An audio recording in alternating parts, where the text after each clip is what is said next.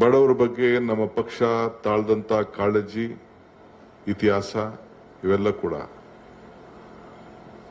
ಭಾರತ್ ಜೋಡೋ ಯಾತ್ರೆಗೆ ಹೋಗ್ತಾ ಇದೆ. ಮೊಳಕಾಲ್ಮೂರ್ ಹತ್ರ, ಹಿರಿಯೂರಿಂದ ಮೊಳಕಾಲ್ಮೂರ್ ಹತ್ರ ಟೀಗೆ ನಿಲ್ಲಿಸಿದ್ದು. ನಾವೆಲ್ಲ ಕೂತಿದ್ದು. ಒಂದು ಹೆಣ್ಮಗಳು ಬಂದು, ರಾಹುಲ್ ಗಾಂಧಿ ಅವರು ಇದ್ರು, ನಾವೆಲ್ಲ ಇದ್ದು, ನಾನು, ಹರಿಪ್ರಸಾದ್, ಇನ್ನೊಂದಷ್ಟು ಜನ ಲೀಡರ್ಸ್ ಎಲ್ಲ ಇದ್ದು.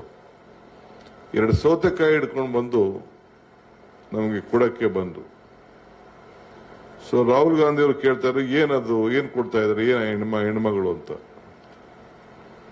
ಆಗ ನಾನು ಕೇಳಿದೆ, 2 ಸೌತೆಕಾಯಿ ನನ್ನ ಕೈ ಕೊಟ್ಟರು ಆ ಹೆಣ್ಮಗಳು. ರಾಹುಲ್ ಗಾಂಧಿ ಅವರಿಗೆ ಕೊಡ್ತಾ ಇದ್ದೀನಪ್ಪ, ಅವ್ರ ಅಜ್ಜಿ ಕೊಟ್ಟಂತ ಭೂಮಿಯಿಂದ ಬೆಳೆದಂತ ಸೌತೆಕಾಯಿ ಇದು ಅಂತ ಹೇಳಿ ಕೊಟ್ಟು. ಇದು ಕಾಂಗ್ರೆಸ್ ಪಕ್ಷದ ಶಕ್ತಿ. ಅದನ್ನೇ ಆತ ನಮ್ಮ ಯುವಕ ತನ್ನ ತಾತ ತಂದೆ ಕೊಟ್ಟಂತ ಭೂಮಿ. ಈ ಕೆಲಸ ಬಿಜೆಪಿಯವ್ರು ಕೊಡ್ಲಿಲ್ಲ, ಇಲ್ಲ ಜನತಾದಳದವ್ರು ಕೊಡ್ಲಿಲ್ಲ. ಉಳುವನಿಗೆ ಭೂಮಿ, ಆರೋಗ್ಯ, ವಿದ್ಯಾ, ಮನೆ, site, old age pension, widow pension, ಇವೆಲ್ಲ ಯಾವ್ದಾದ್ರು ಒಂದು ಪಕ್ಷ ಕೊಟ್ಕೊಂಡು ಬಂದಿದ್ರೆ, ಇದ್ ಬಿಡಿ. ಇವತ್ತು ನಾನು 5 ಗ್ಯಾರಂಟಿ ಬಗ್ಗೆ ನಾನು ಮಾತಾಡ್ತಾ ಇಲ್ಲ. ಹಸ್ತವನಿಗೆ ಅನ್ನ ಕೊಟ್ಟದ್ದು ಮಾತಾಡ್ತಾ ಇಲ್ಲ ನಾನು. ಮೊದಲಿಂದನೂ ಕೂಡ ಈ ಪೆನ್ಷನ್ ಅಂತ ಪ್ರಾರಂಭ ಮಾಡಿದ್ದು ಇಂದಿರಾ ಗಾಂಧಿ ಅವರಲ್ವೇ. ಇಂಥದ್ದು ಯಾವ್ದಾದ್ರು ಒಂದು ಕಾರ್ಯಕ್ರಮ ಬಡವರ ಬದುಕಿನಲ್ಲಿ ಅವರ ಜೀವನವನ್ನ ಬದಲಾವಣೆ ಮಾಡಿ ಗೌರವವಾಗಿ ಬದುಕನ್ನ ಯಾವ್ದಾದ್ರು ಒಂದು ಪಕ್ಷ ಮೊದಲಿಂದ ಕೂಡ ರೂಪಿಸಿದ್ರೆ ಇದು ನಮ್ಮ ಕಾಂಗ್ರೆಸ್ ಪಕ್ಷನೇ.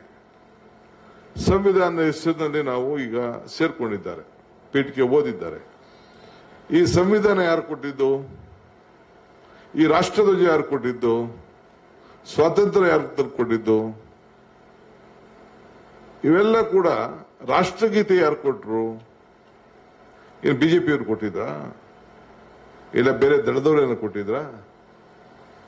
ಇಲ್ಲ ಜಾತ್ಯತೀತ ತತ್ವಕ್ಕೆ ಮೇಲೆ ಒಂದು ಸಂವಿಧಾನ ನಿಂತಿದೆ ಅಂತ ಅಂದ್ರೆ ಯಾರು ಮಾಡಿದ್ರು?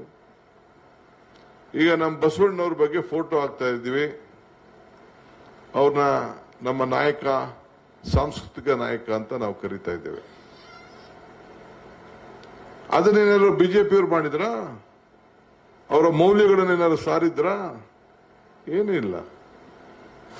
ಸಂವಿಧಾನ ಉಳಿಸ್ಬೇಕು ಅಂತೇಳಿ ರಕ್ಷಣೆ ಮಾಡಿ ಇವತ್ತು ನಾವು ಈ ಸಂವಿಧಾನಕ್ಕೆ ಮತ್ತೆ ಮರುಜೀವ ಹಾಳು ಹಾಕ್ತಾ ಇದೆ. ಈ ಸಂವಿಧಾನ ಕಿತ್ಕೊಳ್ತಾ ಇದ್ದಾರೆ, ಸಂವಿಧಾನ ಬದಲಾವಣೆ ಮಾಡ್ತಾ ಇದ್ದಾರೆ ಅಂತ ಹೇಳಿದಂತ ಸಂದರ್ಭದಲ್ಲಿ ಈ ವರ್ಷ 100 ವರ್ಷ ಆಚರಣೆ ಮಾಡಿದ್ದೇವೆ.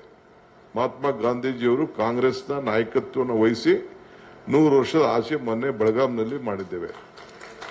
ಆಗೇನ್ ಹೇಳಿದ್ವು ನಾವು? ಅದರ ಮೂಲ ಮಂತ್ರ ಏನಿತ್ತು?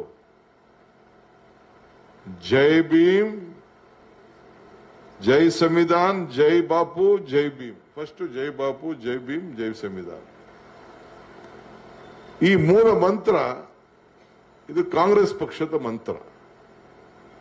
ಸ್ವಯಂಗೆ ಗಾಂಧೀಜಿನ ಕಾಂಗ್ರೆಸ್ ಅವರು ನಮ್ಮವರು ಅನ್ನೋದು ಬಿಟ್ರೆ ಬಿಜೆಪಿಯವರು ಹೇಳ್ಕೊಳಕ್ಕಾಗ್ತದ? ದಳದವ್ರು ಹೇಳ್ಕೊಳಕ್ಕಾಗ್ತದ?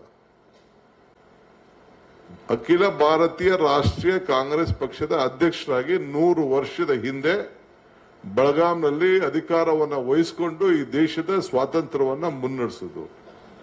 ಇವತ್ತು ಆ ಸ್ಥಾನದಲ್ಲಿ ನಮ್ಮ ರಾಜ್ಯವರಾದಂಥ ಮತ್ತೊಬ್ಬ ಹಿರಿಯ ಮುಖಂಡರು ಮಲ್ಲಿಕಾರ್ಜುನ್ ಖರ್ಗೆ ಅವರು ಆ ಒಂದು ಸ್ಥಾನದಲ್ಲಿ ಕೂತ್ಕೊಂಡು ಇವತ್ತು ದೇಶದ ಕಾಂಗ್ರೆಸ್ ಪಕ್ಷದ ಇತಿಹಾಸ ಪುಟದಲ್ಲಿ ಅವರು ಕೂಡ ಸೇರಿದ್ದಾರೆ.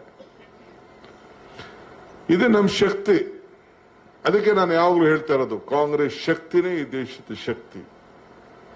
ಈ ಕಾಂಗ್ರೆಸ್ನ ಇತಿಹಾಸ, ಇವೆಲ್ಲ ಇತಿಹಾಸ ಅಲ್ವೇ? ಇದನ್ನು ತೆಗೆದುಹಾಕ್ಲಿಕ್ಕೆ ಸಾಧ್ಯನೇ?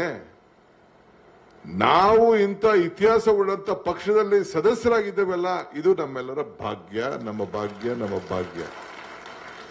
ಹಂಗೆ ಕಾಂಗ್ರೆಸ್ ಪಕ್ಷದಲ್ಲಿ ಇರೋದೇ ಒಂದು. ಕಾಂಗ್ರೆಸ್ ಏನ್ ಕೊಡ್ತು ನನಗೆ?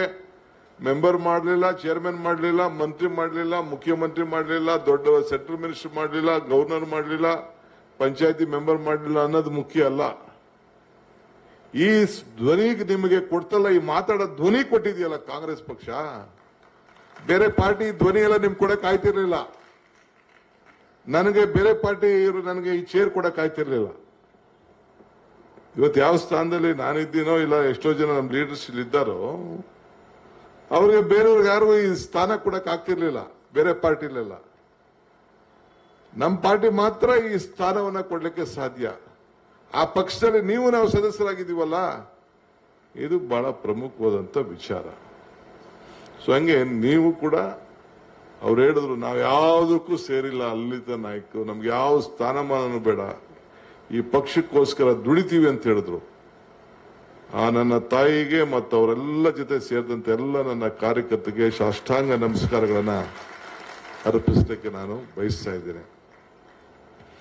ಸೊ ಹಂಗೆ ಮುಂದೊಂದು ದಿನದಲ್ಲಿ ಕೆಲಸ ಮಾಡಿ, ಹೋರಾಟ ಮಾಡಿ, ಇದಾದ್ಮೇಲೆ ಈಗ 5 ಗ್ಯಾರಂಟಿ ಕೊಟ್ಟಿದ್ದೀವಿ. ಏನ್ ಕೊಟ್ಟು 5 ಗ್ಯಾರಂಟಿ? ಹೊಟ್ಟೆ ಹಸಿತಾ ಇತ್ತು, ಬೆಲೆ ಏರಿಕೆ ಗಗನಕ್ಕೆ ಹೋಯ್ತಾ ಇತ್ತು, ಆದಾಯ ಪಾತಾಳಕ್ಕೆ ಹೋಯ್ತಾ ಇತ್ತು. ಹೆಣ್ಮಕ್ಳು ಹೇಳ್ತಾ ಇದ್ರು, ಅಪ್ಪ 400 ರೂಪಾಯಿ ಇದ್ದಿದ್ದು 1000 ರೂಪಾಯಿ ಮಾಡಿ ಹೋಗಿ ಫಾರೆಸ್ಟ್ ಅಲ್ಲಿ ಹೋಗಿ ಸೌದೆ ಕಡೆಗೆ ಬಿಡ್ತಾ ಇಲ್ಲ ಫಾರೆಸ್ಟ್ ಅವರು.